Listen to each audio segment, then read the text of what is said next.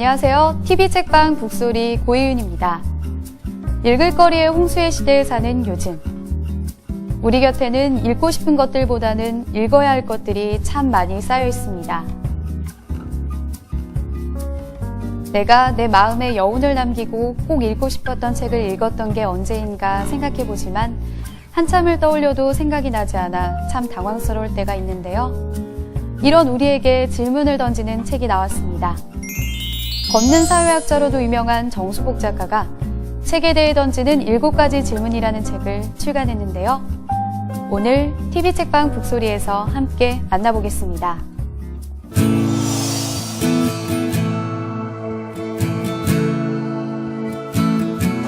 한 달에 한 권 정도? 책 거의 안 해요. 많으면 한 달에 2권씩. 일주일에 한 권 정도씩 읽고 있어요. 제가 필요에 따라 또 그냥 기분에 따라 제 서재에다가 두고, 그 다음에 이제 거실에도 두고, 그다음에 제 사무실에도 두고. 공부할 때 힘들면 책 읽거나. 기억력이 좀 안 좋은 사람이라 책을 좀 읽었던 부분들을 좀 반복해서 읽는 그런 버릇이 있고요. 글씨만 읽기보다는 좀 연상을 많이 하려고 합니다.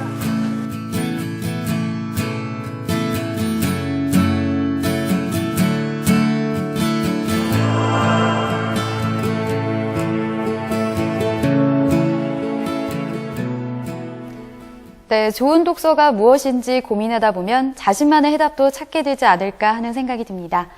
오늘도 함께 해주실 김성신 평론가 나오셨고요. 안녕하세요. 안녕하세요. 네, 그리고 오늘 대담의 주인공이시죠. 책에 대해 던지는 7가지 질문에 정수복 저자 오셨습니다. 네, 안녕하세요. 네, 작가님 만나면 제가 꼭 물어보고 싶은 게 있었거든요. 네. 책 표지가 굉장히 멋있더라고요. 아, 그래요? 여기 어디예요, 작가님? 예, 거기 책에 써놓질 않았는데, 대형 박물관이라고 있죠, 영국에. 거기에 도서관입니다. 거기에서 옛날에 그 막스가 자본론이라는 책을 썼던 자리죠. 그러면 이 표지로 하게 되신 이유가 있을까요? 저는 제가 직접 고른 게 아니고요. 출판사 편집인이 골라가지고 마음에 드십니까? 해서 제가 동의를 한 겁니다. 마음에 드셨어요? 네. 책을 좀 들여다보면 이제 책 제목부터가 일단 책에 대해 던지는 7가지 질문 이렇게 되어 있는데 이제 질문으로 목차가 하나하나 되어 있습니다.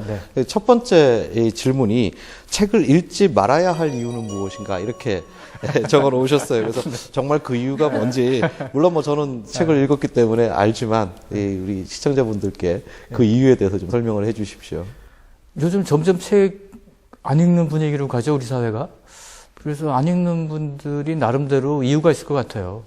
다른 재밌는 일이 많이 있지만은 책을 읽으면 생겨나는 해악들이 있을 것 같은데 그런 것들 제가 물어봤어요. 그랬더니 어떤 분은 이렇게 또 다른 분은 저렇게 얘기하는데 그걸 분류해 본 거죠. 여러 가지 이유가 있는데 많은 경우 건강을 해친다는 얘기 많이 나오고요. 구부리고 있어야 되니까 목도 아프고 허리도 아프고 또 너무 많이 읽으면 정신적인 건강도 나빠진다는 얘기를 하고요. 그 다음에 인간이 살아가는데 직접 체험을 해야지 책 속에 빠지게 되면은 연애하는 방법 백날 읽어야 뭐해냐. 한번 연애해 봐야지. 또 맛있는 음식 만드는 법 백날 하면 뭐하냐. 해 먹어 봐야지. 뭐 이런 얘기들이 있고요. 직접 체험을 강조하는 거죠. 다른 한 인간이 감성과 야성을 가져야 되는데 책 속에 빠지면 너무 지성적으로 돼서 나약해지지 않냐. 그러니까 이 들사람 뭐를 회복하려면은 책에 빠져서는 안 된다. 뭐 등등 여러 가지 이유들을 대고 이렇게 책을 안 읽고 있죠.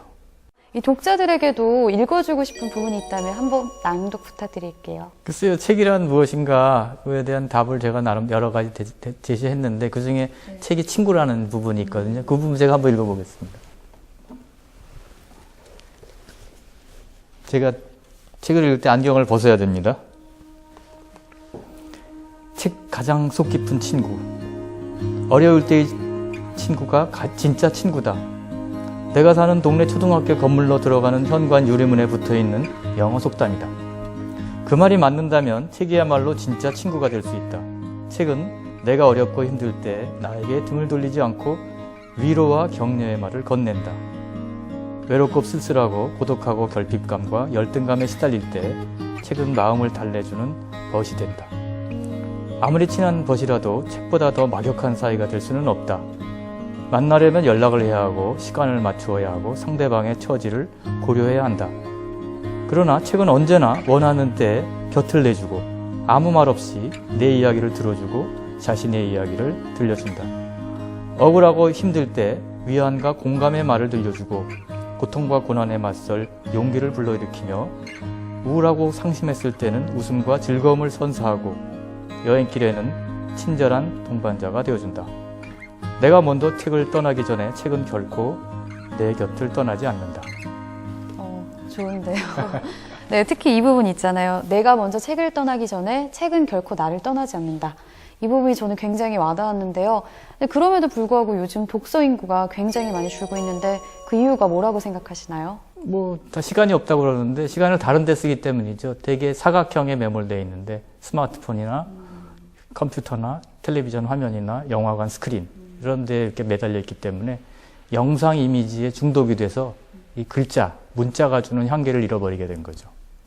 제가 이 책을 읽다 보니까 굉장히 인상 깊은 구절이 있었습니다. 이 독서는 곧 인간의 주체적 내면을 형성하여 기존의 행태와 관습에서 벗어나 새로운 삶의 방식을 추구하는 개인을 탄생시켰다. 이런 대목, 제가 인상 깊었는데, 이 책을 읽고 새로운 삶의 방식을 추구하는 것, 바로 이 점에 대해서 궁극적으로 이것을 원하지 않는 어떤 세력이나 어떤 권력이나 이러한 것들이 이 우리 사회에 뭔가 작동하고 있는 것은 아니냐, 그런 생각도 한번 해봤거든요. 어떻게 생각하십니까? 저도 같이 생각합니다. 우리 세상을 살아가는데 한 가지 방법만 있다고 세상에서 여러 사람들이 얘기하고 있죠. 이 세상에 태어나서 건강하게 공부 잘해서 좋은 학교 가서 좋은 배우자 만나서 좋은 직장 얻어서 좋은 집에서 잘 먹고 잘 살다가 죽으면 그것이 다다라고 생각하는데 책 속엔 그렇게 따분한 인생 말고 다양한 인생을 살아가는 방식이 들어있거든요.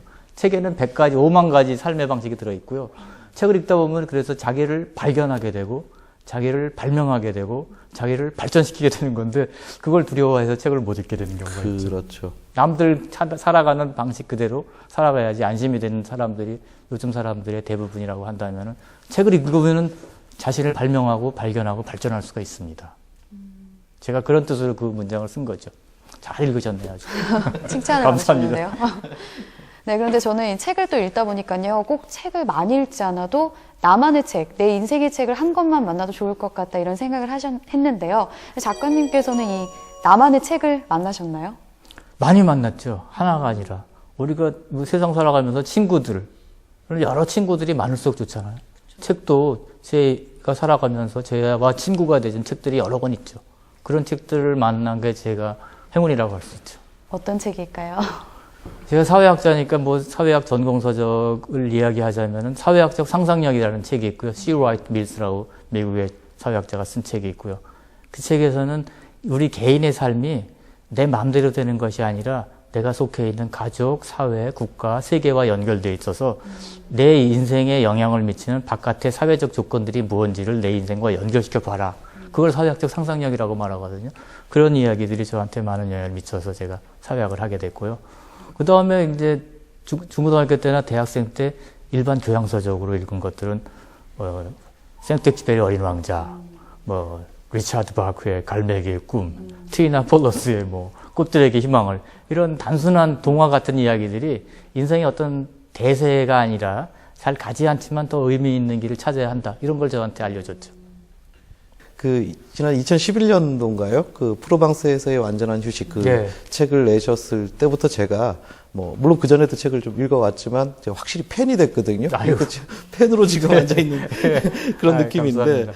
어떤 글의 깊이 또 아름다움 이런 것들은 또 말할 것도 없고 저는 그때 느꼈던 것이 지식인이 스타일로서도 저렇게 멋있을 수 있구나라는 거를 이건 찬세가 아니라 실제로 저는 그렇게 느꼈고요. 크게 감탄했었는데 특히 이제 그 책에서 저자 소개 부분을 보면 나는 직업이 산책자다라고 표현을 하셨어요. 그래서 사람이 꼭 먹고 사는 수단만 가지고 다 직업이라고 얘기를 하는데 내가 되고 싶은 것, 내가 그렇게 살고 싶은 것이 곧 직업일 수 있지 않겠느냐, 이런 이야기들이 굉장히 저는 강렬하게 인상이 남았습니다. 근데 어떻게 이렇게 멋진 생각을 하셨는가도 뵈면 꼭 한번 여쭤보고 싶었어요. 예. 제가 이제 살아가는 방식을 3가지 단어로 요약하면은 읽기, 쓰기, 걷기 이렇게 얘기하거든요. 그래서 저는 이제 처음에는 책 속에 난 길들을 걸었는데 책 속만 걸어다 다니다 보니까 좀 지루해요. 그리고 앞에 얘기한 대로 뭐 책에만 너무 빠졌으면 건강이 나빠지니까 친구들이나 주위 사람들이 좀 걸어 다녀라. 그래서 제가 파리에 살게 됐기 때문에 파리 시내를 다 걸어봐야 되겠다. 그냥 취미 삼아서. 그러다가 이제 전문적인 산책자가 돼서 파리의 6,000개의 길을 다 걸어봤습니다.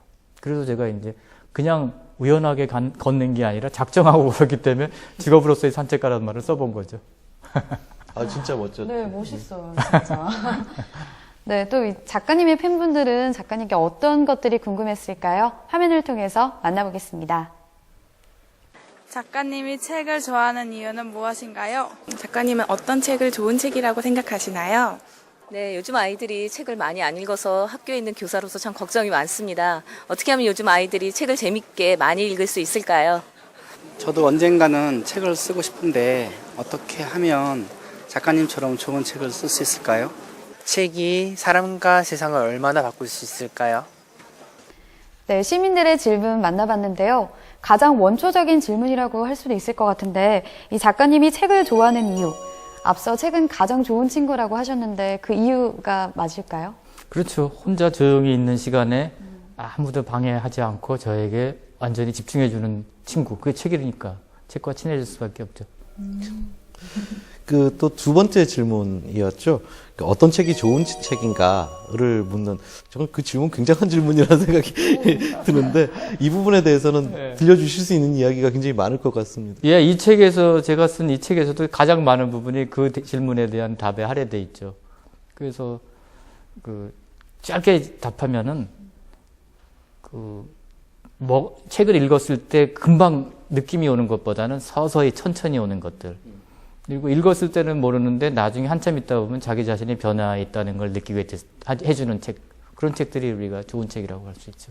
책을 읽는다는 거는 읽을 순간만이 내 즐거울 뿐만 아니라 자기 자신의 삶을 변화시키기 위해서 읽는 거라고 우리가 지금 합의하고 있지 않습니까? 그럼 변화를 일으켜주는 자기 자신을 발견하고 발명하고 발전시킬 수 있게 해주는 책.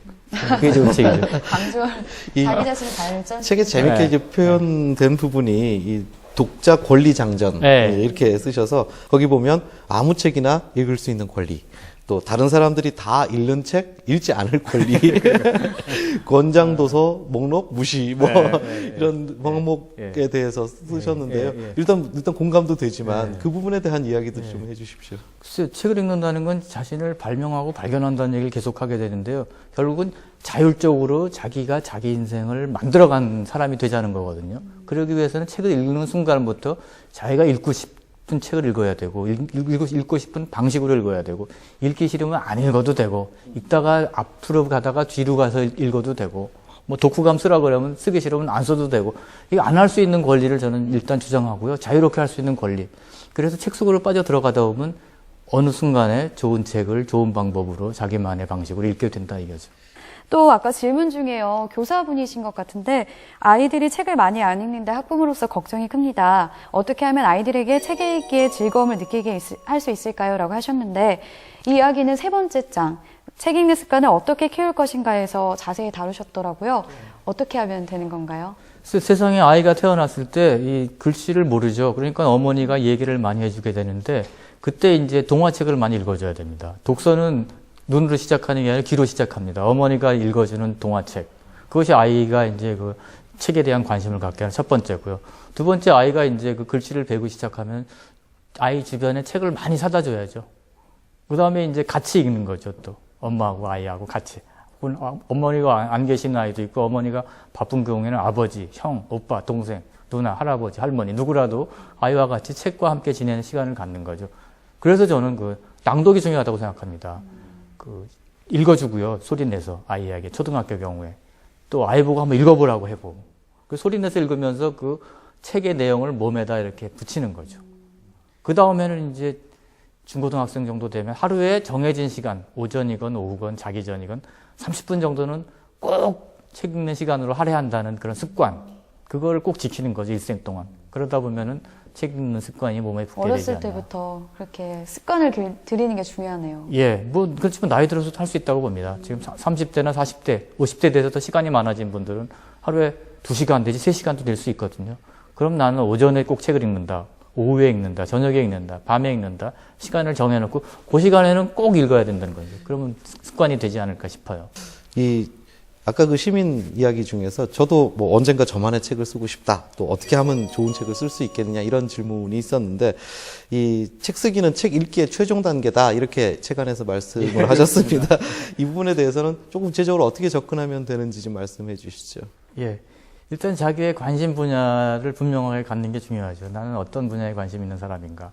그 다음에 이 책에도 나옵니다만은 그 관심 분야를 주제로 한 다양한 책들이 있거든요.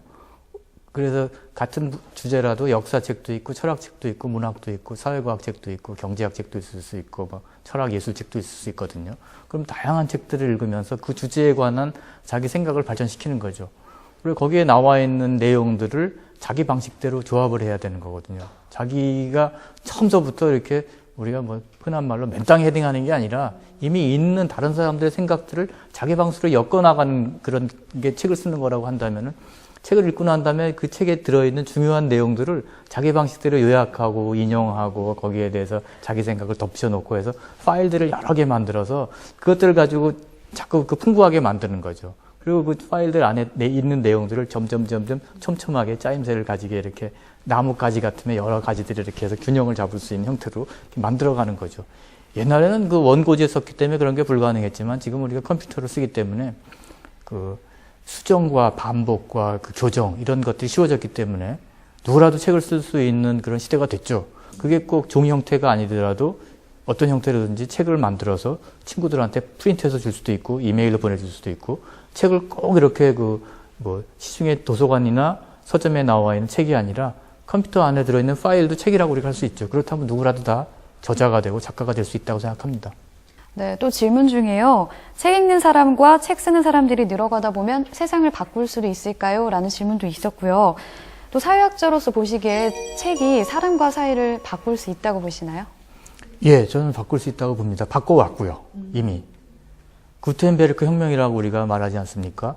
그 이전에 금속 활자가 발명되기 전에는 책이 굉장히 귀한 거여서 네. 수도원 같은 데도 뭐 200권, 300권 이상의 책을 갖기 어려웠거든요. 굉장히 귀족이 아니면 갖기 어려웠던 건데 우리가 활판 인쇄가 가능해짐으로써 종이 위에 하는 그 책들이 대량 보급돼서 그것이 말하자면 그 유럽의 어떤 시민들을 형성했고 계몽주의를 퍼뜨렸고 혁명을 하고 민주주의가 가능하게 만드는 그런 과정이었거든요. 그런 것들이 일본의 명치시대에, 메이지시대에 일본에서 독자층을 만들어서 근대적인 국가가 형성됐고 우리나라도 20세기에 들어서서 초등교육, 고등교육이 형성되면서 독자가 형성되고 한국 문학이 형성된 것도 전부 그 책을 통해서 된 거죠. 지금 현재 우리가 살고 있는 21세기 오늘날이야말로 단군 이래로 1년에 4만 종씩의 책이 나오니까 엄청난 책이 쏟아져 나오고요. 세계 최고의 대학 진학률, 그리고 문해 능력, 책을 읽고 해석할 수 있는 능력이 세계 최고거든요. 지금이야말로 대한민국이 독서 강국으로 태어날 때라고 생각합니다. 네, 작가님이 책에 대해 던진 7가지 질문을 이 짧은 시간 동안 다 들어볼 수는 없었지만요. 정말 알차고 좋은 시간이었습니다. 특히 독서의 길을 찾지 못하고 헤매고 있는 사람이라면 꼭 읽어봐야 할 책이라고 생각합니다. 오늘 함께 나와주신 정수복 작가님 감사드립니다. 네, 감사합니다. 감사합니다.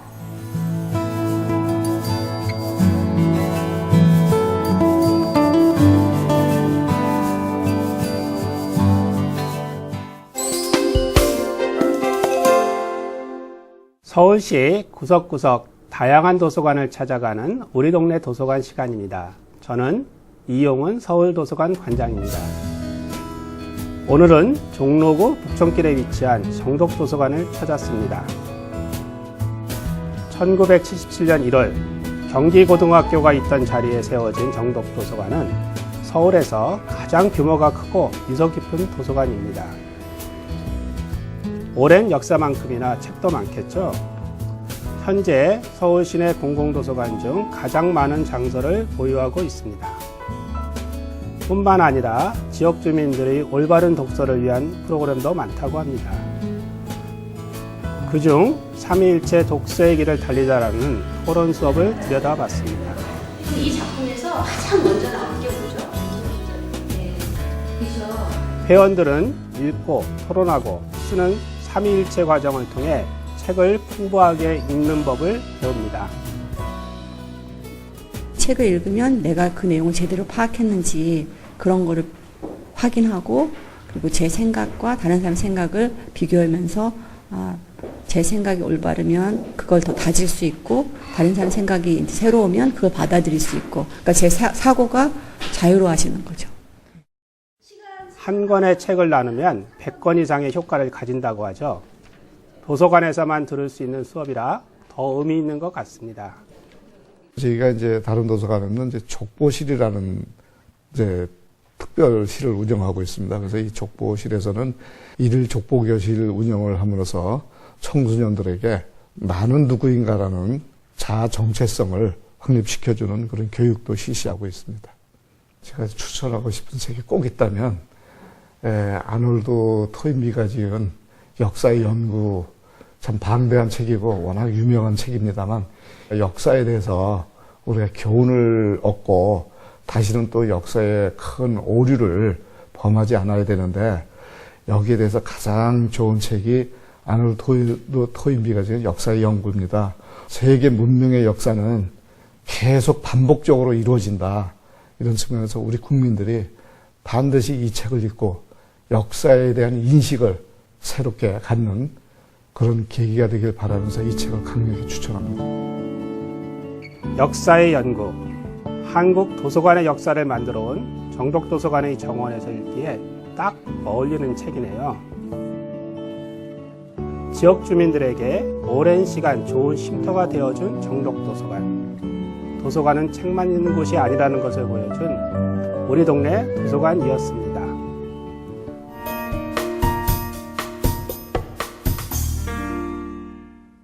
김성신의 강추신간입니다. 오늘은 독일의 작가 카이 리프트너의 영원한 이별을 만나보겠습니다. 이 작품은 5살짜리 남자아이가 아버지의 죽음을 받아들이는 과정을 서정적인 글과 아름다운 그림으로 담아내고 있는 그림책입니다. 독일에서는 그 작품성을 인정받아 독일 국영 라디오 방송국인 DLF에서 최고의 어린이 책으로 선정되기도 했습니다. 아이들에게 소중한 사람의 죽음이란 어떤 것일까?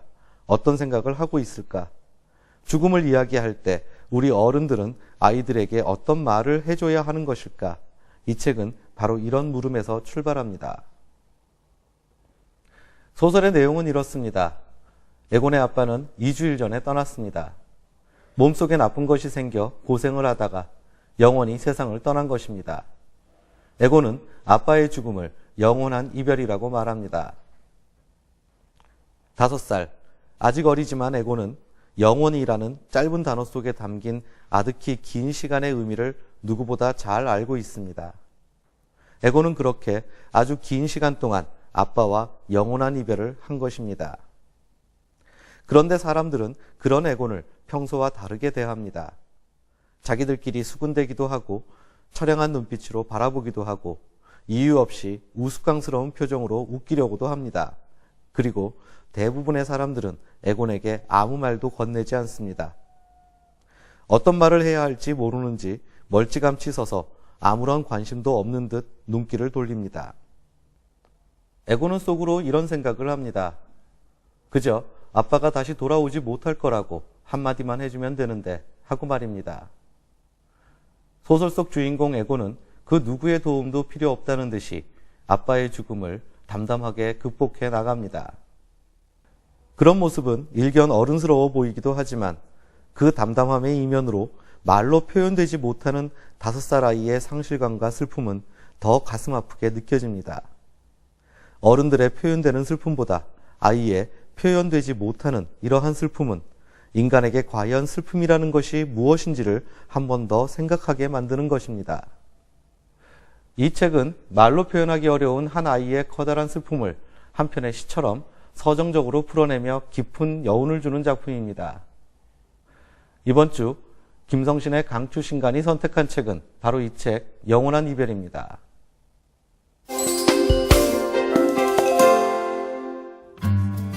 독서인들에게 반가운 소식들을 전하는 시간, 북소리 이모저모입니다. 요즘 서점가에서는 독서인들을 위한 이벤트가 한창인데요. 온라인 서점 인터파크와 사단법인 행복한 아침 독서 주최로 제8회 전국 청소년 독후감 대회가 열립니다. 청소년 출판 모임 아름다운 재단이 후원하는 이 대회는 대한민국 모든 청소년이면 누구나 참여할 수 있는데요. 26권의 지정도서 가운데 한 권 이상을 읽고 200자 원고지 8매 내외 분량의 독후감을 이메일이나 우편으로 접수하면 됩니다.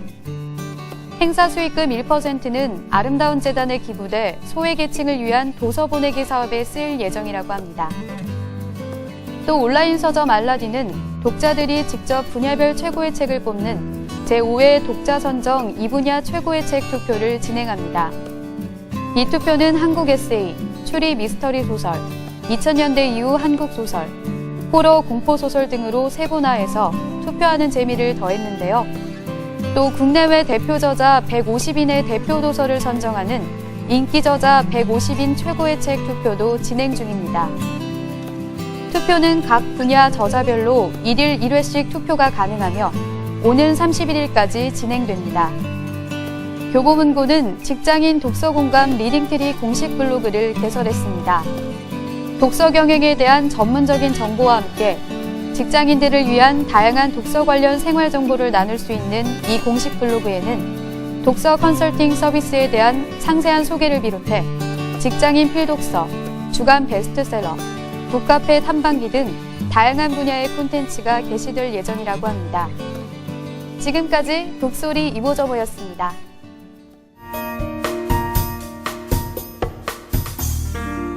책은 외로운 한마음이 다른 외로운 한마음을 만나 서로를 위로하는 신비한 장수다.